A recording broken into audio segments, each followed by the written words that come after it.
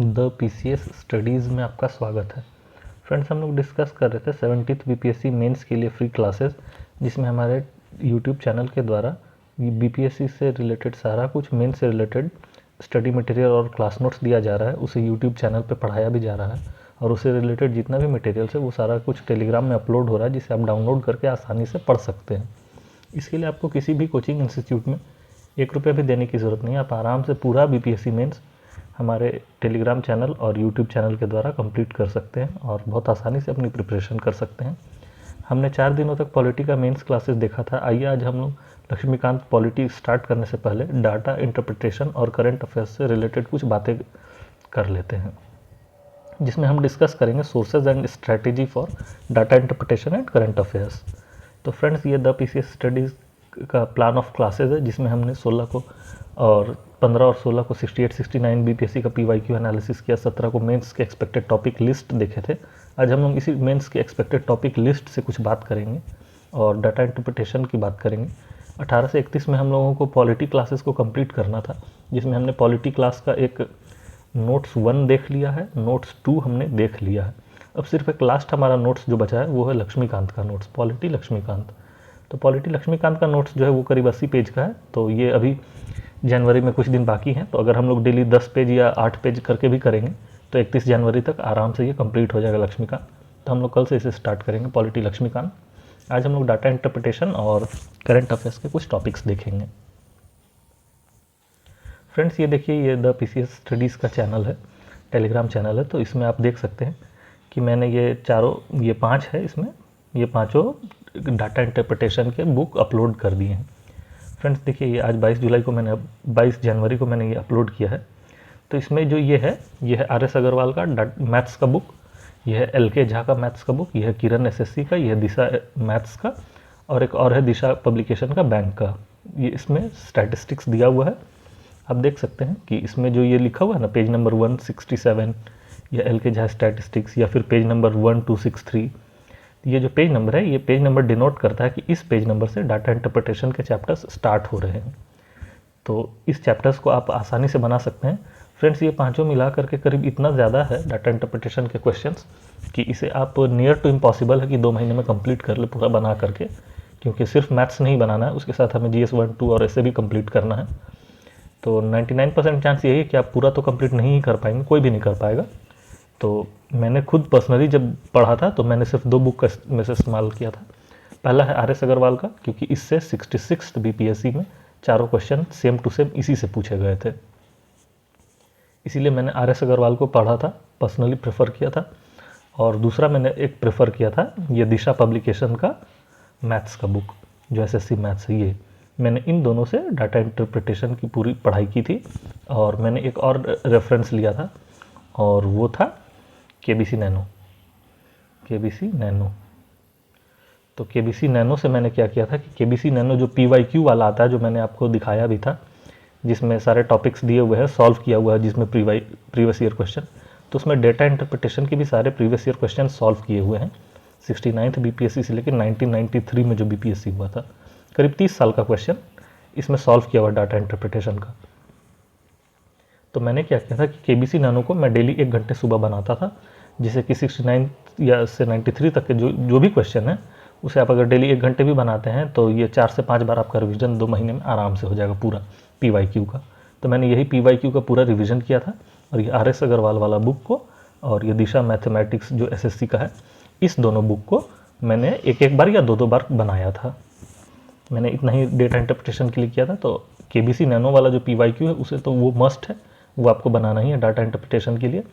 और ये आर.एस. अग्रवाल वाला और ये दिशा पब्लिकेशन वाला मैंने बनाया था। आप चाहें तो इसमें से कोई और भी चूज़ कर सकते हैं। ये एल.के. झा स्टैटिस्टिक्स जो है वो हिंदी मीडियम के लिए, बाकी क्योंकि चारों बुक इंग्लिश मीडियम के लिए, तो मैंने एक हिंदी मीडियम का मेरे पास था, तो मैंने उसे अपलोड कर दिया है। आप इसे बना सकते हैं अगर आप हिंदी मीडियम के हैं तो। आइए मैं इसे दिखा भी देता हूँ। तो देखिए, ये है आर.एस. अग्रवाल का बुक, एसचंद पब्लिकेशन आर.एस. अग्रवाल का बुक है, ये मैंने अपलोड कर दिया है। आप इसे बना सकते हैं। क्वांटिटेटिव एप्टीट्यूड, इसमें डाटा इंटरप्रिटेशन के सारे क्वेश्चंस अवेलेबल हैं, और इससे बीपीएससी में बहुत बार क्वेश्चन पूछा भी जा चुका है। तो ये सबसे ऑथेंटिक माना जाता है, आप इसे बना सकते हैं। फ्रेंड्स, ये देखिए, हिंदी मीडियम के लिए मैंने अपलोड कर दिया है, एल.के. झा का है ये मैथ्स। आप इसमें डेटा इंटरप्रिटेशन के क्वेश्चंस देख सकते हैं, ये आप सॉल्व कर सकते हैं आसानी से इस बुक में। पीडीएफ में टेलीग्राम चैनल पे ये अपलोड है। ये किरण का एसएससी मैथमेटिक्स है, आप इससे भी चाहें तो बना सकते हैं। उसी तरह से ये वाला देखिए फ्रेंड्स, ये दिशा पब्लिकेशन का एसएससी मैथमेटिक्स है, आप इससे बना सकते हैं, मैंने इसी से बनाया था। और ये दिशा पब्लिकेशन का ही बैंकिंग का है, क्वांटिटेटिव एप्टीट्यूड, आप इससे भी बना सकते हैं। तो फ्रेंड्स यही था डेटा इंटरप्रिटेशन से रिलेटेड इन्फॉर्मेशन, कि मैंने ये नोट्स जो है वो टेलीग्राम पे अपलोड कर दिया, आप उसे चाहें तो बना सकते हैं। और कौन कौन सा बुक मैंने प्रेफर किया था ये मैंने बता दिया। केबीसी नैनो वो मस्ट है, उसमें जितने PYQ दिए हुए हैं पिछले 30 सालों के, वो आप डेटा इंटरप्रिटेशन के लिए ज़रूर से सॉल्व कर लें, पिछले 2 या 3 राउंड उसका ज़रूर कंप्लीट कर लें। और उसके बाद फिर टाइम मिलता है तो आप इन 5 में से जो आपको प्रेफरेबल लगेगा आप बना सकते हैं। आइए अब हम लोग कुछ करंट अफेयर से रिलेटेड बात करते हैं। फ्रेंड्स मैंने आपको एक लिस्ट दिया था करीब 70 टॉपिक्स का, जिसमें करंट अफेयर्स के टॉपिक्स मैंने प्रोवाइड किए थे कि ये इंपॉर्टेंट हो सकता है इस बार के लिए। और उससे रिलेटेड मैंने नोट्स भी अपलोड कर दिया था टॉपिक वाइज, जैसे इकॉनमी, करंट अफेयर और पॉलिटी, इस तरह से करके मैंने करंट अफेयर को टॉपिक वाइज अपलोड भी कर दिया टेलीग्राम से, आप चाहें तो उसे डाउनलोड करके पढ़ सकते हैं। पर उसमें कुछ ऐसे टॉपिक्स थे जिसे हमने कवर नहीं किया था। उसके लिए मैंने बोला था आपको कि आप विजन का मेंस 365 डाउनलोड करके पढ़ लीजिएगा, इंटरनेशनल रिलेशन वाला। तो आज मैं वही दिखाने वाला हूँ आपको कि इसमें से आपको क्या क्या पढ़ना है। तो फ्रेंड्स ये देखिए, विजन का IR है, अंतर्राष्ट्रीय संबंध या इंटरनेशनल रिलेशन, मेंस 365 मैगजीन। ये ऐसा दिखता है, ये ऐसा कुछ दिखता है, आप देख सकते हैं। ये लेटेस्ट वाला है, अगस्त 2023 से मई 2024 का। इसके बाद का अगर आपको चाहिए तो आप न्यूज़पेपर्स को लगातार पढ़ के अपना नोट्स बना सकते हैं, क्योंकि ये लेटेस्ट यही है मई 2024 तक का। तो इसमें क्या क्या टॉपिक्स हम लोगों को पढ़ना है मैं ये डिस्कस कर देता हूँ। देखिए इंग्लिश में वही चीज़ है, मैंने इसको भी टेलीग्राम पे अपलोड कर दिया कि अगर आपको ढूंढने में प्रॉब्लम हो तो आप इसे टेलीग्राम से डाउनलोड करके भी और प्रिंट निकाल के पढ़ सकते हैं। आप चाहें तो इसे PDF में भी पढ़ सकते हैं या प्रिंट निकाल के पढ़ सकते हैं। ये हिंदी में है मेंस 365 और ये इंग्लिश में IR मेंस 365। कुछ टॉपिक्स जो मैंने वो 70 टॉपिक्स दिए थे उसमें से कुछ टॉपिक्स मैंने कवर नहीं किया था, मैंने बोला था कि इसी बुक से आपको पढ़ना है। तो कौन कौन सा टॉपिक आपको इस बुक से पढ़ना है वो मैं आपको यहाँ पे बता देता हूँ। ये देखिए उसका इंडेक्स चैप्टर है, इसमें इंडेक्स दिया हुआ है कि कौन कौन सा इसमें कंटेंट है। तो आइए मैंने इसमें कंटेंट को हाईलाइट कर दिया है, मैं उसे आपको बता देता हूँ कि कौन कौन और कैसे कैसे पढ़ना है। तो देखिए ये फ्रेंड्स, हमें इसमें आपको एक चीज़ ध्यान देना है कि इसमें बाईलैटरल रिलेशंस हमें नहीं पढ़ना है, जैसे इंडिया का नेपाल के साथ, इंडिया का म्यांमार के साथ, इंडिया का मालदीव के साथ। ऐसा जो बाईलैटरल रिलेशन होता है, इंडिया का साउथ अफ्रीका के साथ, इंडिया का UAE के साथ, सऊदी अरेबिया के साथ, ऐसे पर्सनली ये जो इंडिया का बायलैटरल रिलेशन है वो हमें नहीं पढ़ना है। हमें पढ़ना है मल्टीलैटरल ग्रुप्स जो होता है वो, और इंडिया का कैसा फॉरेन पॉलिसी है वो। तो इस कॉन्टेक्स्ट में ही हम इस बुक को देखेंगे और इसमें सब कुछ नहीं पढ़ना है। अगर आप इसे प्रिंट भी निकलवाते हैं तो आप सब कुछ मत पढ़िएगा, क्योंकि सिर्फ इसमें टाइम वेस्ट हो जाएगा और उससे क्वेश्चन आएगा भी नहीं। तो सिर्फ वही चीज़ पढ़िएगा जो मैं यहाँ पे हाईलाइट कर देता हूँ, जैसे evolving nature of Indian foreign policy. तो ये इंपॉर्टेंट हो सकता है कि जैसे इंडिया का इकॉनमी का क्या इंपॉर्टेंस है फॉरेन पॉलिसी में, टेक्नोलॉजी का क्या इंपॉर्टेंस है, डिज़ास्टर डिप्लोमेसी क्या होता है। डिज़ास्टर डिप्लोमेसी में मैं बता दूं कि ये 69th में शायद या 68 में ये इसमें से क्वेश्चन आ गया था, जो डिज़ास्टर मैनेजमेंट में इंडिया ने जो हेल्प किया था सीरिया और तुर्की का, जो वहाँ पे अर्थक्वेक आया था, तो उसमें इंडिया ने कैसे हेल्प किया और UN का क्या रोल था। तो वो डिज़ास्टर मैनेजमेंट वाला ये डिप्लोमेसी वाला क्वेश्चन पूछा जा चुका है। उसी तरह ये इकॉनमी वाला क्वेश्चन हो सकता है। फिर मैंने जब सेंटर स्टेट रिलेशन करवाया था तो मैंने बताया था कि कैसे स्टेट्स रोल प्ले करते हैं फॉरेन पॉलिसी में, तो ये सब कुछ इंपॉर्टेंट चीज़ होता है। उसी तरह से इंडिया का strategic autonomy, India as a voice of global south, इसे G20 से कनेक्ट करके पूछा जा सकता है कि जैसे G20 का इंडिया में जो समिट हुआ था तो ये कैसे प्रमोट करता है voice of the global south को इंडिया के।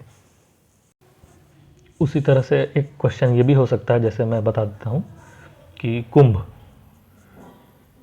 मेला ये कैसे इंडिया के कल्चर और रिलीजन को सपोर्ट करता है, या फिर इंडिया के यूनिफाइंग फैक्टर को, या फिर एक कल्चरल डिप्लोमेसी को सपोर्ट करता है। कैसे पूरे वर्ल्ड के जो साधु संत हैं या फिर जो भी वर्ल्ड के जो भी व्यक्ति हैं जो इंडिया के कल्चर को समझना चाहते हैं या फिर इंडिया को समझना चाहते हैं, तो वो कुंभ मेले में आ रहे हैं और यहाँ पे आके वो कुंभ मेला को देख और समझ रहे हैं, कैसे वो भी साधु और संत बन रहे हैं। तो ये सब जो कुंभ मेला का इंपॉर्टेंस है, आप इसे ज़रूर से पढ़ लीजिएगा। हो सकता है कि इस बार कुंभ मेला हुआ है और बहुत ग्रैंड ऑर्गेनाइजेशन हो रहा है, तो इसमें पूछा जा सकता है एग्ज़ाम में। उसी तरह आइए हम लोग देखते हैं और दूसरा कि इंडिया का डेवलपमेंट कोऑपरेशन क्या है। उसका सॉफ्ट पावर पे मैंने थोड़ा सा आपको पढ़ाया भी था जब हमने पॉलिटी पढ़ा था, तो और इस पे मैंने नोट्स भी के लिए आपको बोला था कि आपको इस पे नोट्स बनाना है। तो देखिए यहाँ पे सॉफ्ट पावर का यहाँ पे दिया हुआ है, तो आप इसे बहुत अच्छे से पढ़ लेंगे। ये सब चीज़ है जो आपको इस बुक से पढ़ना है। उसी तरह से जियो पॉलिटिक्स का क्या सिग्निफिकेंस है, क्रूड ऑयल कैसे स्ट्रैटेजिक टूल है। जैसे जब इंडिया और ये रूस और यूक्रेन में वॉर हुआ तो क्रूड ऑयल प्राइसेस बहुत बढ़ने लग गया था पूरे वर्ल्ड में। और ईरान और हमास का, इजराइल और हमास का जो वॉर चल रहा है, ईरान का जो इशू चल रहा है, इस कारण से क्रूड ऑयल का प्राइस बहुत ज़्यादा वर्ल्ड में बढ़ा। पर इंडिया में अभी भी आप देखिएगा कि पेट्रोल डीजल का जो प्राइस है वो बहुत हद तक स्टैटिक ही रहा, बहुत ज़्यादा 100 क्रॉस नहीं कर रहा। इसका रीज़न ये भी है कि इंडिया ने वो ऑयल डिप्लोमेसी किया और रशिया से इंडिया ने ऑयल इंपोर्ट करना स्टार्ट कर दिया। पूरे वर्ल्ड ओवर ने इंडिया को अपोज किया था कि रशिया जो एक एग्रेसर के रूप में आया है यूक्रेन के अगेंस्ट, तो उसके ऑयल को नहीं खरीदना चाहिए। पर इंडिया ने पहले अपने नेशनल इंटरेस्ट को पहले प्रमोट किया और ऑयल डिप्लोमेसी के तहत रशिया से ऑयल खरीदना स्टार्ट किया, जिससे कि इंडियन के अगर हम कॉन्टेक्स्ट में देखें तो ये बहुत ज़्यादा बेनिफिशियल स्टेप था, क्योंकि इससे हमारे देश में ऑयल प्राइसेस नहीं बढ़ी और हमारे देश में इन्फ्लेशन नहीं आया, आम आदमी को कोई प्रॉब्लम नहीं हुआ। तो ये सब हम लोग देख सकते हैं कि इंडिया ने अपने नेशनल इंटरेस्ट में ऑयल डिप्लोमेसी कैसे किया। तो ऐसा बहुत सारा इशूज़ है इसमें, आप ये सब चीज़ों को ध्यान से पढ़ेंगे। उसी तरह से इंडिया एट G20 क्या है, न्यू दिल्ली डिक्लेरेशन। उसके बाद मैंने आपको ये भी बोला था स्पाइस कॉरिडोर या India middle east Europe economic corridor. मैंने जब बीपीएससी का इंटरव्यू दिया था 68 में, तो मुझसे ये इस पे पूछा गया था question, India middle east economic corridor क्या है या स्पाइस कॉरिडोर क्या है। उसी तरह अफ्रीकन यूनियन को जो इंटीग्रेशन किया गया G20 पे, इससे भी मुझसे पूछा गया था बीपीएससी में इंटरव्यू में क्वेश्चन।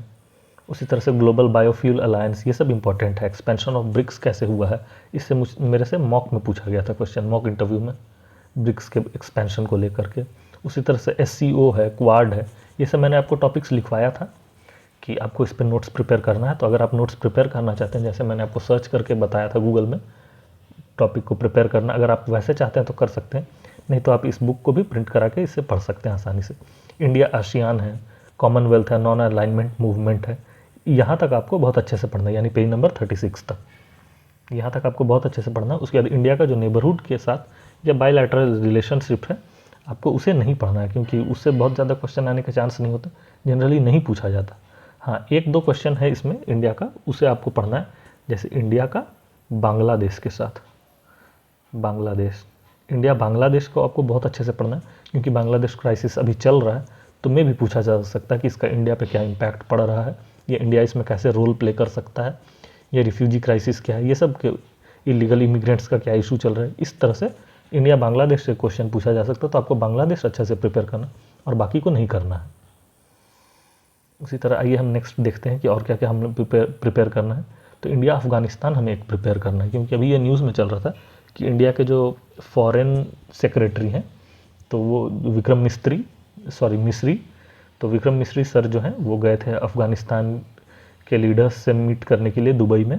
तो हो सकता है कि इस पर क्वेश्चन पूछा जाए, पर बहुत ज़्यादा इम्पॉर्टेंट नहीं है ये भी, क्योंकि ऐसा क्वेश्चन जनरली नहीं पूछा जाता बायलैटरल वाला बीपीएससी में। पर फिर भी एज अ सिक्योरिटी हम इसे भी देख कर चलेंगे, इंडिया अफगानिस्तान रिलेशनशिप। और फ्रेंड्स, ये सब इंपॉर्टेंट नहीं है, इंडिया श्रीलंका मालदीव ये सब, क्योंकि ऐसा क्वेश्चन जनरली नहीं पूछा जाता, तो हम इसे नहीं पढ़ेंगे। उसी तरह एक ये टॉपिक है West Asia crisis. West Asia crisis हम बहुत अच्छे से पढ़ेंगे, क्योंकि इजराइल हमास जो युद्ध चल रहा था, पहला तो वही इंपॉर्टेंट है कि वो युद्ध क्या है, क्यों है, कैसे स्टार्ट हुआ, कैसे एंड होगा, इसका क्या सॉल्यूशन है, ये सब। उसके बाद जो अभी इसमें सीज़ फायर हुआ है, और सीज़ फायर होने के कारण जो युद्ध है वो एंड हो रहा है, तो हमें उस पर भी प्रिपेयर करना है कि क्या ये अमेरिका का इम्पैक्ट है कि जब प्रेसिडेंट ट्रंप इलेक्ट हुए तो अचानक से इजराइल हमास युद्ध जो है वो रुक गया। तो क्या ये अमेरिका का इम्पोर्टेंस है या सिग्निफिकेंस है प्रेसिडेंट ट्रंप का कि उनके डर से ये रुक गया? इसमें इंडिया का क्या रोल है, इंडिया को बेनिफिट हुआ या लॉस हुआ, या इंडिया कैसे देखता है इस क्राइसिस को? तो ये वेस्ट एशिया क्राइसिस इंडिया के लिए इंपॉर्टेंट हो सकता है। इसमें आपको ये वाला नहीं पढ़ना है, आर्मेनिया अजरबैजान का जो इशू है नागोर्नो काराबाग का, ये वाला आपको नहीं पढ़ना है। ये अजरबैजान वाला, आर्मेनिया अजरबैजान का ये इशू है, ये आप मत पढ़िएगा, ये आप बहुत अच्छे से पढ़ लीजिएगा, अब्राहम अकॉर्ड और इजराइल हमास वॉर। उसी तरह से इंडिया एंड वेस्ट एशिया, ये सब मत पढ़िएगा, क्योंकि इसमें आपको टाइम वेस्ट होगा और इससे क्वेश्चन नहीं आता। एक है इंडिया अमेरिका। तो ये आप जरूर से पढ़ लीजिएगा क्योंकि अमेरिका में प्रेसिडेंट चेंज हुए हैं और अमेरिका सिर्फ अमेरिका नहीं, वो ग्लोबल लीडर है, वर्ल्ड पावर है, तो इससे क्वेश्चन आने का बहुत ज़्यादा चांस रहता है। तो बायलैटरल रिलेशन आपको किसी भी देश का नहीं पढ़ना है, सिर्फ दो का पढ़ना है। एक पढ़ना है आपको इंडिया का बांग्लादेश के साथ और एक पढ़ना है यूएसए के साथ। यही दो बायलैटरल रिलेशनशिप आप पढ़िएगा और बाकी किसी का भी मत पढ़िएगा इसमें। उसके बाद आइए हम देखते हैं कि और नेक्स्ट हमें इस बुक से क्या क्या पढ़ना है। तो देखिए फ्रेंड्स, इसमें एक दो चीज़ और है, जैसे belt and road initiative BRI, वो पढ़ लीजिएगा। नाटो पढ़ लीजिएगा क्योंकि प्रेसिडेंट ट्रंप ने ये भी बोला था जब वो इलेक्ट हुए, तो उन्होंने बोला था कि हम नाटो को ख़त्म कर देंगे या अमेरिका जो है वो नाटो से बाहर आ जाएगा। तो जिस देश ने नाटो को बनाया अगर वही नाटो से बाहर आ जाता है तो नाटो का रेलेवेंसी ख़त्म हो जाएगा, फिर नाटो बेकार हो जाएगा और उसका कोई भी मतलब नहीं रह जाएगा, वो यूजलेस बॉडी हो जाएगा। तो इस कारण से नाटो इंपॉर्टेंट हो सकता है, तो आप नाटो को बहुत अच्छे से पढ़ लीजिएगा। ऑकस पढ़ लीजिएगा, ऑस्ट्रेलिया, यूके और एक यूएसए, इन तीनों का अलायंस है, ऑस्ट्रेलिया, यूके, यूएसए का ऑकस, आप इसे पढ़ लीजिएगा। Importance of flora and fauna, sorry international institutions जो है इंपॉर्टेंट, इसे आप पढ़ लीजिएगा, जिसमें ये आता है UN। जो इसमें लास्ट टॉपिक है हमारा वो है यूनाइटेड नेशंस। आप यूनाइटेड नेशंस को बहुत अच्छे से पढ़िएगा क्योंकि यूनाइटेड नेशन से क्वेश्चन कब पूछ दे ये कोई किसी को पता नहीं रहता, क्योंकि ये बहुत ज़्यादा इंपॉर्टेंट है, इसे हम इग्नोर नहीं कर सकते। जैसे UNSC, उसके बाद human rights council, UN peace keeping force, उसके बाद मैरीटाइम ऑर्गेनाइजेशन, उसी तरह से कन्वेंशन अगेंस्ट करप्शन, ये इंपॉर्टेंट होता है। तो आप UN को बहुत अच्छे से पढ़ लीजिएगा। तो फ्रेंड्स, हमने देखा कि आपको इसमें क्या क्या पढ़ना है इस बुक से। तो हमने ऊपर देख लिया कि बायलैटरल रिलेशनशिप को हमें नहीं पढ़ना है, उसमें सॉफ्ट पावर क्या होता है, डिप्लोमेसी क्या होता है, ऑयल डिप्लोमेसी क्या होता है, ऑर्गेनाइजेशंस जैसे ब्रिक्स स्क्वाड, SCO, UN, ये सब हमें देखना है।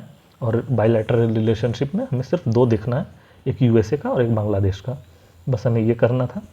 तो फ्रेंड्स, करंट अफेयर में जो टॉपिक्स हमारा छूट गया था मैंने उसे भी कवर करा दिया आज ये मैगज़ीन के द्वारा, कि ये मैगज़ीन मैंने अवेलेबल करवा दिया है टेलीग्राम पे। आप इस मैगज़ीन को डाउनलोड करके PDF से पढ़ सकते हैं या फिर प्रिंट निकाल के भी पढ़ सकते हैं, हिंदी में इंग्लिश दोनों में मैंने प्रोवाइड कर दिया टेलीग्राम पे, आप आसानी से डाउनलोड कर लीजिएगा उससे।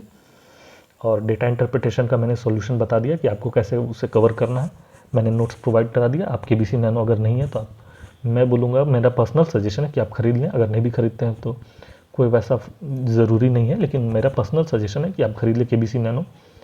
और जो डेटा इंटरप्रिटेशन के लिए वो 5 बुक्स मैंने दिया, आप उससे कवर कर सकते हैं। फ्रेंड्स, कल से हम लोग पॉलिटी का क्लासेस स्टार्ट करेंगे।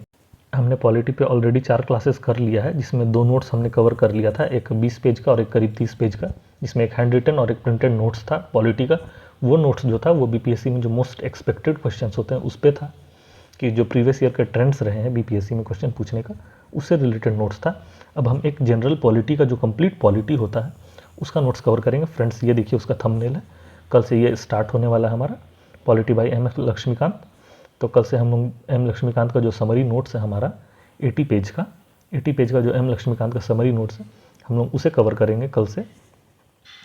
7 या 8 दिन में हम लोग ट्राई करेंगे कि इसे कवर कर लें और 31 जनवरी तक हम लोग इसे कवर भी कर लेंगे। उसके बाद हमारा फरवरी महीने का प्लान स्टार्ट होगा। तो द PCS स्टडी में जुड़ने के लिए आपका थैंक यू।